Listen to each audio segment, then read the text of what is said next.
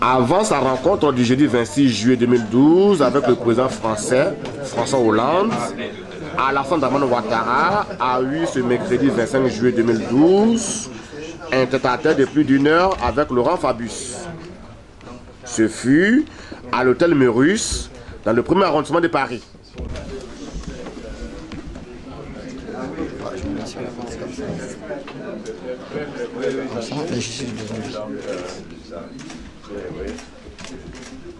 C'est un mur. Monsieur le ministre, vous venez d'échanger avec le président de la République de Côte d'Ivoire. Vous avez certainement évoqué la coopération entre la Côte d'Ivoire et la France. Aujourd'hui, avec le changement intervenu, comment vous envisagez cette coopération? Écoutez, nous envisageons d'une façon extrêmement positive. J'ai des relations anciennes d'amitié avec le président Ouattara et ça m'a fait d'abord grand plaisir de le retrouver. Et entre la Côte d'Ivoire et la France, l'amitié, l'affection sont entières.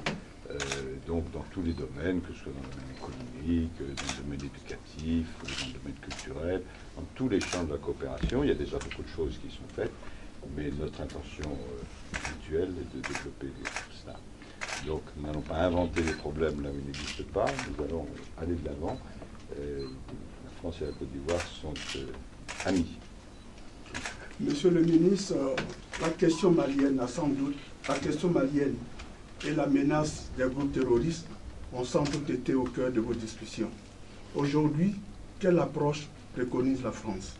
Discussion ou intervention militaire? Écoutez, je ne vais pas parler à la place du président, mais j'ai constaté, puisque nous avons abordé aussi ce sujet, que nos analyses sont tout à fait convergentes.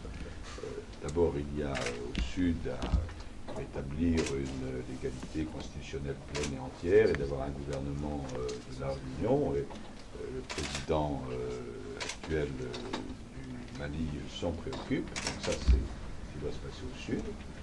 Il faut en même temps évidemment qu'il y ait une action économique, de développement, parce que le Mali est un pays qui a été extrêmement secoué et qui doit retrouver ses perspectives. Et puis c'est vrai qu'au nord, vous avez un groupe terroriste, disons actif pour être simple, et que ce groupe terroriste, il faut que les forces soient rassemblées le moment venu pour qu'il puisse être combattu. Bon, les Africains prennent les dispositions nécessaires, et en particulier le président y contribue beaucoup, et je veux l'en remercier.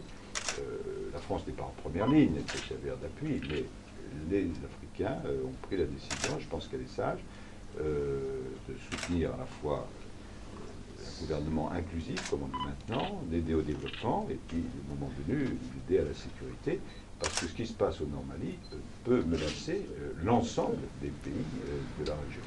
Donc, c'est des questions, bien sûr, que nous avons abordées, nous avons une convergence d'analystes. Alors que la presse présente avait été briefée afin de ne poser que des questions au ministre français des Affaires étrangères, celui-ci esquivera la question de Evenou TV avant de mettre le tueur de Diokwe devant les faits accomplis. Pour rester dans la question sécuritaire, à l'ouest de la Côte d'Ivoire, précisément à Diokwe, il y a aussi des massacres la semaine dernière. Est-ce que ça a été au menu de votre discussion? Je vais laisser le président s'exprimer. Tout à fait. C'est une situation, donc, disons, qui a dérapé. Et j'ai dit au ministre que je condamnais bien sûr la violence. Et nous considérons que cette criminalité, donc, au niveau de certains miliciens qui ont attaqué des populations civiles, comme l'attaque du camp des réfugiés, sont des choses inacceptables.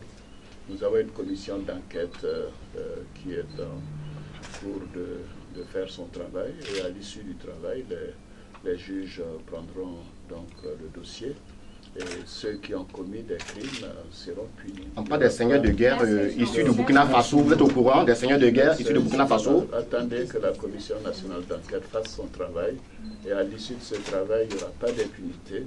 Tous ceux qui ont commis des actes seront transférés à la justice. qui fera son travail. Merci beaucoup. Monsieur le Président, à bientôt.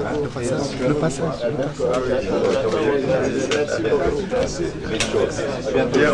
Après l'interruption brutale de la conférence, Philippe Kouon fera l'objet de plusieurs menaces. D'abord de la part du sieur Ali Koulibaly, ambassadeur de Côte d'Ivoire à Paris, avant d'être injurié publiquement par l'atypique ministre de l'économie de Côte d'Ivoire, M. Charles Kofi Dibi. À suivre toutes les coulisses et les dessous de cette visite sur evenotv.tv.